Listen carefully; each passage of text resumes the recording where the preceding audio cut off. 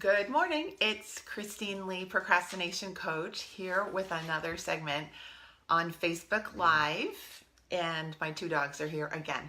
So today I wanted to talk about how to get yourself to start on something when you're just dreading it and you don't want to start.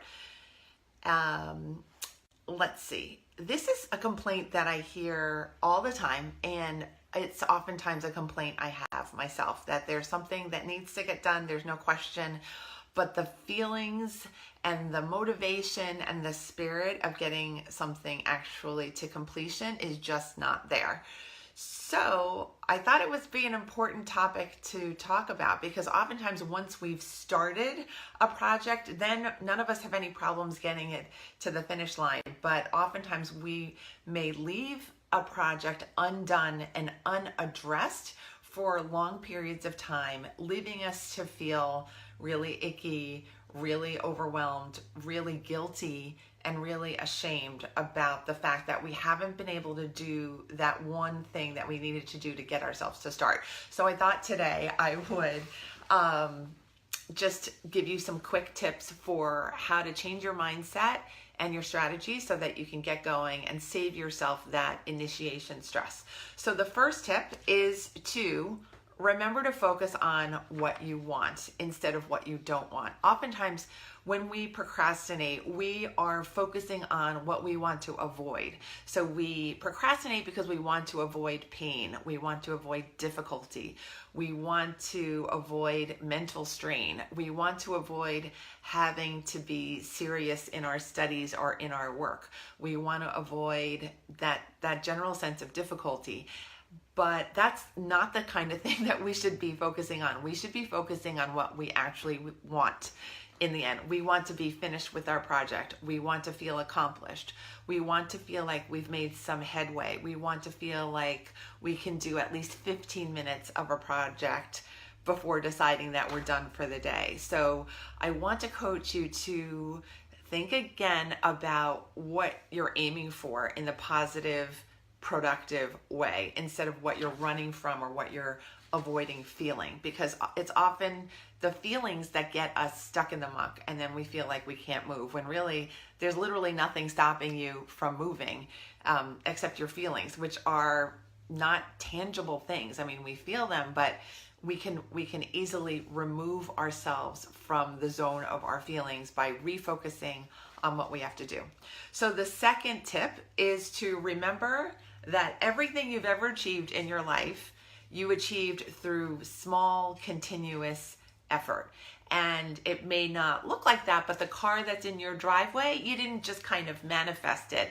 You worked really diligently to make that money, put it aside, negotiate it with the dealer, pick the right color and model, and then get it to be in your driveway. So remember that things don't just come like this, but that it's through the daily perseverance and effort that we actually get what we want. And please remember, as part of step number 2, that everything is possible. With perseverance and a plan, everything that is in your mind and on your plate and on your horizon is achievable for you. But you just have to remember that perseverance is key and that you can do this. Third tip and final tip is that if you're still stuck, even after the mindset shifts and even after trying to focus on what is the end goal, I want you to get support. This is a very, very important tip, and I think one that a lot of procrastinators skip, which is why procrastination can go on for years. So I want you to find that person in your neighborhood, that friend from college that now lives in California, that coach or that coaching group or that Facebook group that might be free, where everybody's talking about this stuff and you can reveal your stuckness and then you can get out of that. I want to mention there's a tool called focusmate.com. I guess it's a tool. It's a web offering, focusmate.com. And it's a virtual co-working space. So if If you feel like you work really well with other people, this is an opportunity for you to find some people online to work with, set up a time, set up a goal, set up some accountability, and then get going. You don't even have to know the people that you're coordinating with in this day and age. So it's beautiful. And really, remember, there is nothing stopping you. So to recap, I want you to figure out a way today to start the thing that you've been avoiding starting. And you can do that by, one, focusing on what you want to have accomplished, and that is the finished product and the sense of satisfaction.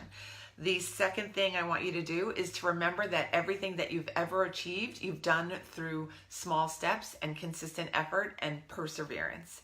And the third tip is that secret one, to find someone to help you, to get help, to find an online group, or to find a space where you can begin to work again. Don't be isolated in your stuckness. There's always somebody to help. I am here to help you. I hope I've been helpful today. And I want to encourage you to have a great day today, a day where you clear out some of that to-do list junk and clear some space for the rest of your life. Okay, again, I'm Christine Lee. I'm a psychologist and procrastination coach. Please follow me online or on Instagram or Facebook. And I'm procrastination coach everywhere you look. Take care. Have a great day. I will see you back here next Tuesday at 10. I'd love any comments or feedback that you have, even on the live segment. Take care. Bye.